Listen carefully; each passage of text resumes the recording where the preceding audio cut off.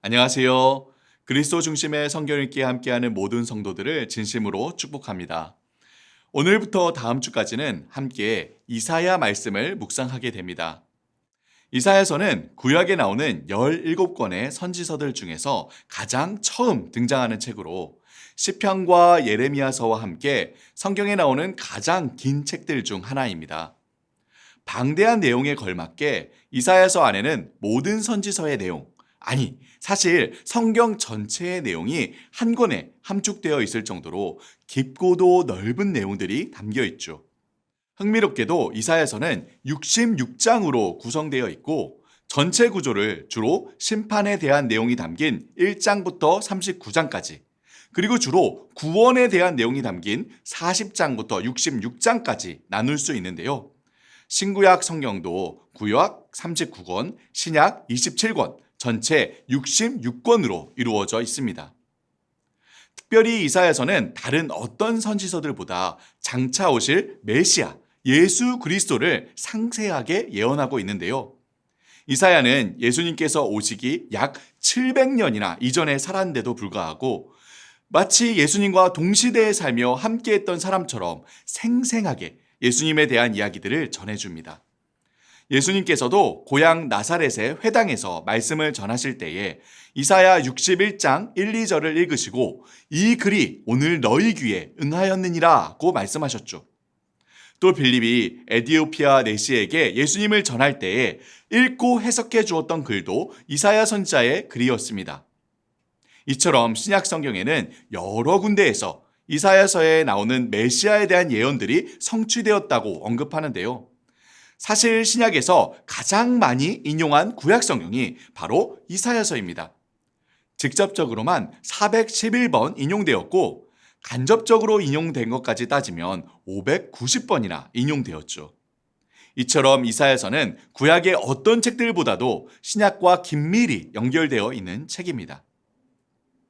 이사야서 전체 주제를 보여주는 핵심 메시지가 바로 이사야서를 기록한 이사야의 이름에 담겨 있습니다. 우리말로 이사야라고 부르는 그의 이름은 원어로는 예샤야후입니다. 예샤는 구원하다, 야후는 여호와 하나님, 합해서 여호와 하나님은 구원이시다라는 의미이죠. 이 이름이 바로 이사야서 전체의 핵심 메시지입니다. 아까 이야기했듯이 이사야서는 1장에서 39장까지는 각각 북이스라엘 왕국이 아시리아에, 남유다 왕국이 바벨론에 의해 멸망당할 것을 이야기하죠. 하지만 40장부터 66장까지는 심판 이후에 여호와 하나님께서 이스라엘과 온 열방을 구원하시고 회복시키실 것을 이야기합니다. 자, 그럼 이제부터 본격적으로 이사야서 말씀을 살펴볼까요? 우선 1장에서 5장까지는 이사야서의 개론과 같은 역할을 합니다. 이 부분이 유다 왕국의 우시야 왕부터 히스기야 왕 시대까지 약 50년 동안 이스라엘의 심판과 구원에 대해 이야기한 이사야 선지자의 예언의 배경이 되죠. 1장에서 5장까지의 내용을 보면 마치 전체 이사야서 내용을 축약해 놓은 듯 합니다. 1장에서 3장까지는 주로 이스라엘을 향한 하나님의 심판과 예루살렘 성의 멸망에 대한 내용이 나오고 4장에서는 그럼에도 하나님께서 심판 후에 남은 자들을 구원하시고 회복시키실 것을 이야기하죠. 5장에서는 아주 특이한 노래가 나오는데요. 사랑으로 정성 들여 가꾸었음에도 먹지 못할 들포도를 맺은 포도원에 대한 시를 통해 하나님께서 이스라엘을 하나님의 백성으로 삼으시고 사랑으로 다스리셨으나 하나님을 배신하고 온갖 악한 일들을 행한 이스라엘 백성의 죄악된 모습을 꼬집습니다. 6장에서부터 본격적으로 이사야가 소명을 받고 하나님의 말씀을 전하기 시작합니다. 이사야는 놀랍고도 기이한 환상을 보죠. 하나님께서 높은 보좌에 앉아 계시고 천사들이 하나님의 보좌를 둘러싸고 거룩하다, 거룩하다, 거룩하다 하나님의 영광을 찬양합니다. 이사야 선지자는 거룩하신 하나님 앞에서 자신과 자신의 민족의 더러운 죄악을 깨닫고 화로다 나여 망하게 되었도다 절망하죠.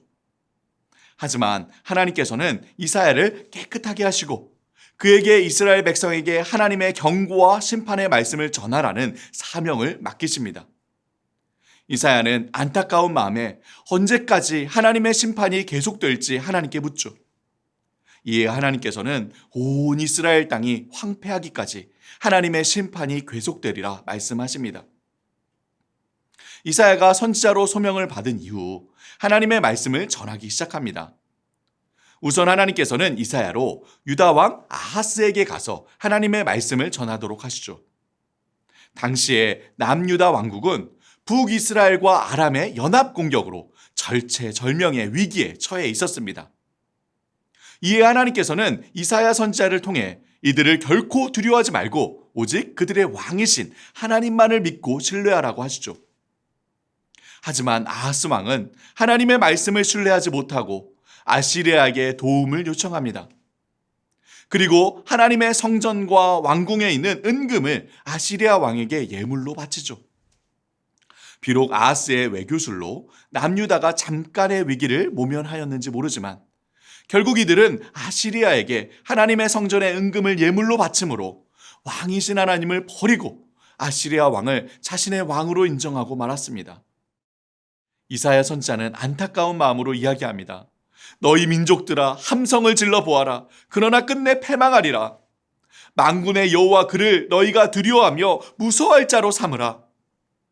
이스라엘과 유다의 왕이실 뿐만 아니라 온 우주의 통치자이신 하나님을 인정하지 않는 이들은 결국 패망하리라 예언합니다.